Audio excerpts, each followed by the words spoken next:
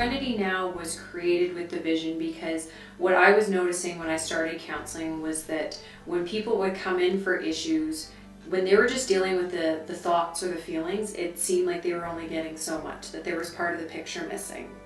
So then I started to do my own research to determine what was that piece that was missing that would stop people from, who seemed like they were really intelligent and could know exactly what they should be doing, but still were having some sort of interruption to doing what they really wanted to be doing in life, whether that be having better relationships, making different choices, having more energy.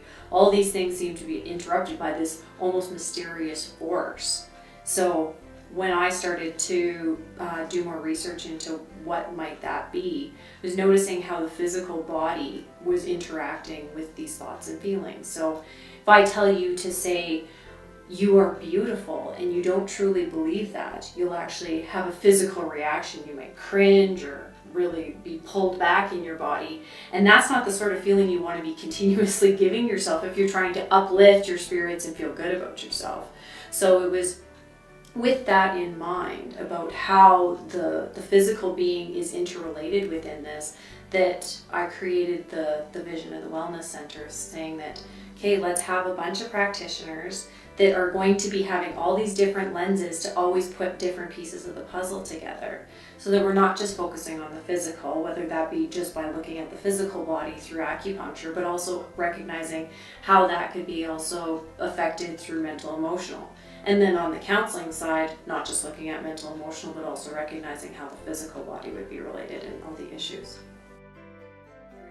In the Seinfeld episode, he is trying to calm himself down, George Costanza's father, and he keeps on yelling, "Serenity now, serenity now."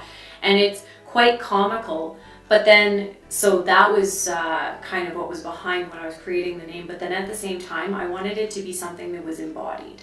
So when you are just going about your daily life, it's stressful, things are chaotic. I know even in the nicest homes, sometimes there's clutter everywhere and it's just chaos and just hoarding and all sorts of other stuff. It's just that feeling of busyness and everything being out disorderly. That's what I kind of sense a lot of times. Even if you're driving down the road, you can feel that the tension and frustration and stress that everybody's experiencing. So when we were looking at the space, we didn't want it to just be another place that you go into to give this feeling of emotional and mental and physical well-being, but I wanted people to actually experience that. So everything from all the colors in the space being very consistent, so that they knew that every single time they came in, it's going to look the same. That they know where everything is, that there's not going to be clutter everywhere that's kind of distracting people. That it's going to feel like even though there's chaos out there, you can have serenity now. So that's what the energy behind the space is. When we're using a mind-body approach, we can use it in a bunch of different ways, because we do have a wide range of practitioners that specialize on all ends, whether that be child psychology, all the way to adults dealing with sexuality.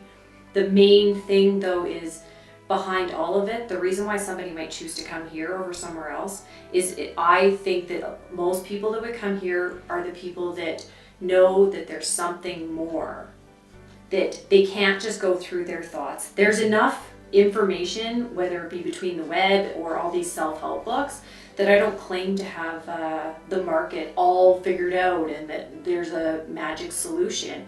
It's when you're looking at the mind-body healing, it kind of adds that piece, like I was talking about, of why can't I get this though?